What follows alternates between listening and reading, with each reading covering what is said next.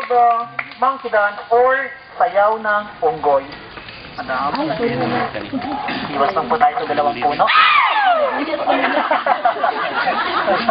The monkey dance po is the hunting dance of our native Filipino because long before there's no other animals that will match the skill of monkey when it comes to hunting and foraging. That shows that Aitars are very flexible and agile, just like the monkey.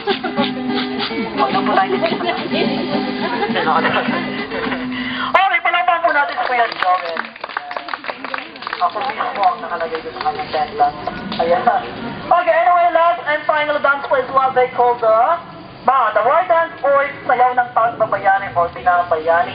Actually po, ito po yung isa sa pinaka-importanting sayaw ng mga native Filipino. One of the most important dance of the native Filipino is the war dance.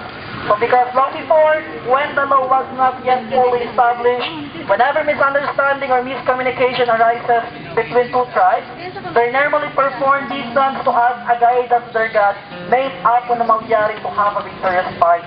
And that is one way also for them to choose the best fighter their tribes po. Whoever for the Aita brother will be the best dancer, that will be the best fighter for them. Ayun po yung ipapadala nila sa battle or sa war to defend their territory. Okay? So once again, this is the war dance or sayaw ng pagbabayani. Ingat lang po sa real bow and arrow. They're going to use a real bow and arrow. So sometimes they accidentally release arrows. No.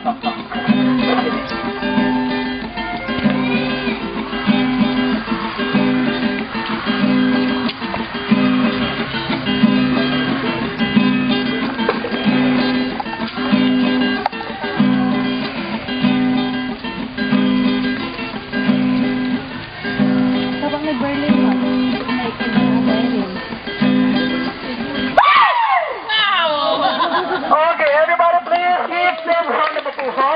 I hope you enjoyed the wonderful presentation. I hope that the items of offered was.